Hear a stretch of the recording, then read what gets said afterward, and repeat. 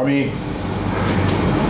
অত্যন্ত আনন্দিত হয়েছি এরকম একটি বই পড়ে। ছেলেবেলায় সকলেরই ম্যাজিক স্কোয়ার সম্পর্কে, কেন পাটিগণিত করতে গিয়ে ম্যাজিক স্কোয়ারের সঙ্গে কিছু না কিছু পরিচিতি ঘটে এবং সবাইকে আগ্রহান্বিত করে।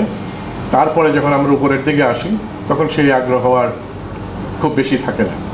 তো এই বইটি পড়ে আমার মনে হয় সবাই যারা গণিত নিয়ে কাজ করে অথবা গণিত প্রেমী যারা রয়েছে সকলদের কাছেই বইটি পড়বেন এবং পড়ে শুধু তাদের আগ্রহই বাড়বে না গণিত সম্পর্কে, তাদেরকে গণিত নিয়ে চিন্তা করতে উৎসাহিত করবে। আমার মনে হয় যে সাধারণ মানুষকে বিজ্ঞান মনস্ক করার জন্য ওই ধরনের বইয়ের দরকার আছে। তো এটা করার আগে আমি একটা বই কিছু ভাবলাম যে ম্যাথমেটিক্স নিয়ে লিখি।